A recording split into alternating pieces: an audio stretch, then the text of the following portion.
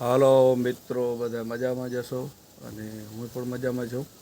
હવે આપણે આ બ્લોગ છે ને એકધારીયો કામ પૂરું થઈ ગયું છે, એટલે હવે તમને આ બધા એકધારીયાના દર્શન કરાવી દઉં અને બરાબર તો જોતા રહેજો અને મજા આવશે. જય માતાજી. કરાવ્યા છે મધાભાઈ છે અને અમારે આ એકધારીયાનું કામ એ કરે છે અને પછી જો અહીંયા કેચીનું કામ હાલે છે આર્ટસરનું. આ અમારે દેવજીભાઈ કારીગર છે અને આ એકધારીયાનું કામ હાલે છે. અમારે આ છગનભાઈ માસ્ટર છે. પ્લાન કરવો હોય ને આ છગનભાઈ એને મગજ એમાં ઝીણા કામમાં હાલે, પણ એ ક્યારે એકલો હોય ને ત્યાં કામ કરે બધું. બરાબર કાં છગનભાઈ?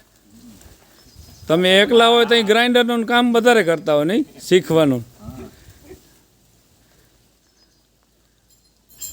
આ અમારે કરણભાઈ આવ્યા છે વાડિયા જ, એને બહુ રીલનો શોખ હોય ને અમારા ભલો હવે કારીગર થઈ ગયા છે તો કામ. હા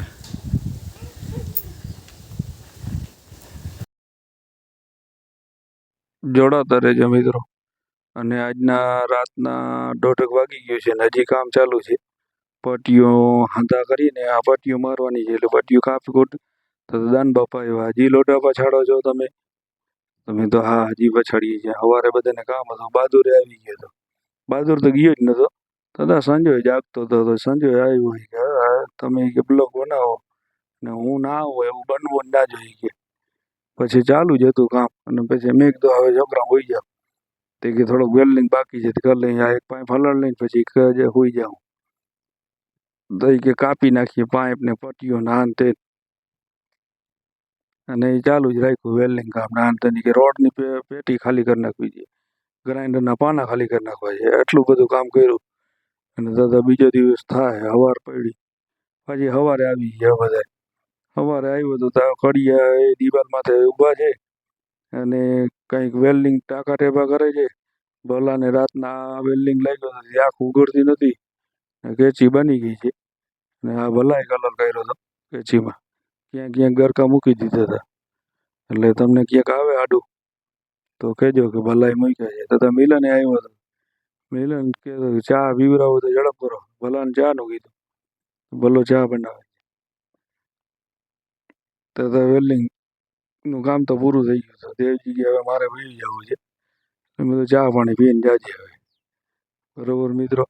અને ઓલા મગાભાઈ કડિયા દાદા બીજો દિવસ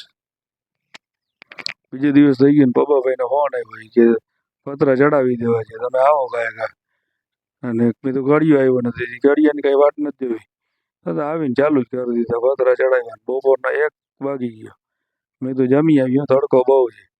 સુધાભાઈ ગયા લોખંડના પૂરા થાય ને પછી જ જવું છે. ભલો કે હું તી પછી જ ઉતરી ગયો, ડ્રીલ લઈને ચડી ગયો. તો છગાભાઈ કે ભલા ઉતરતો નહીં, લોખંડના પતરા ઢાંકીને જ જવું છે. અને એ કે ઉડે નહીં કે અમે પાણા મૂકી દેવું માથે. એ તો મૂકી દે. બીજો બહાદુર કે આપણે હવા ખાવી છે, બારીમાંથી હવા આવે છે ને બેઠા છીએ. ભલે ને ભૂખા રખડે કે બધા. તો પપ્પાભાઈ કે હવે ભૂખા નહીં, ચા બનાવી નાખો છે.